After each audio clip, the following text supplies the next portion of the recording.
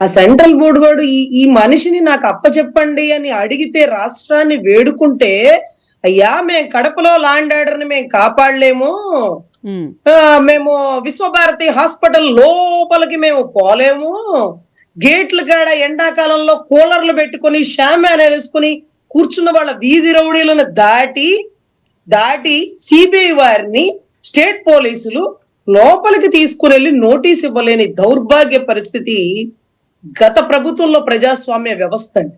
ఎంత నీచం అంటే ఉచ్చం నీచం తెలియని వాళ్ళు సిబిఐ మనల్ని సహాయం అడిగితే స్టేట్ పోలీసులు మీరు సహకరించండి అంటే లాండ్ ఆర్డర్ మేము కంట్రోల్ చేయలేము కడపలో అన్నారు. ఈ రోజు పులివెందుల్లో కంట్రోల్ చేసినారు. మిమ్మల్ని సిబిఐ టచ్ కూడా చేయలేదన్నారు కదా స్టేట్ పోలీసు ఈడ్చుకెళ్ళినాడు. చూసినారా విధి ఇలా ఉంటది. కర్మ అంటే ఇది, కర్మ సిద్ధాంతం అంటే ఇది. తాటిని కొట్టలేదు అంటే తాటి తలని కొట్టిన వాళ్ళు ఈరోజు.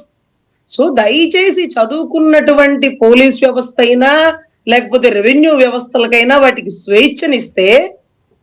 స్వేచ్ఛనిస్తే ఎంత గొప్పగా మీరు ఈ రోజు పనితీరు చూసినారంటే చాలా ఆశ్చర్యం అండి. కడపలో కంట్రోల్ చేయలేమని చేతులు ఎత్తేశారు ఆ రోజు గౌరవ ఎస్పీలు. మరి మేమేం చెప్పాలో మాకు అర్థం కాల. ఒక చిన్న హాస్పిటల్ లోపలికి వెళ్ళి నోటీస్ సర్వ్ చేయలేదు. అది అప్పటి ప్రభుత్వం. అంటే రాజశేఖర రెడ్డి గారు ఉన్నప్పుడు ఉమేష్ చంద్ర గారు చేసి చూపించారు. ఇప్పుడు జగన్మోహన్ రెడ్డి గారికి కోయి ప్రవీణ్ అంతే. 100% అండి. పులివెందల్లో 11 మంది నామినేషన్ వేశారంటే అక్కడ ఎవరు గెలుస్తారు ఎవరు ఓడతారు మాకు తెలియదు, కానీ ప్రజాస్వామ్యం గెలిచిందండి. ప్రజాస్వామ్యాన్ని ఒక పెద్ద ఆయన గెలిపించాడండి. ఈ రోజు టీడీపీ గెలుస్తుందా ఇంకొకరు గెలుస్తుందా మాకు తెలీదు. ప్రజాస్వామ్యాన్ని ఒక పెద్ద ఆయన గెలిపించారు. ఈ రోజు ప్రజలు గెలిచినట్టు, అక్కడ ఎవరు గెలిచినా ప్రజలు గెలిచినట్టు.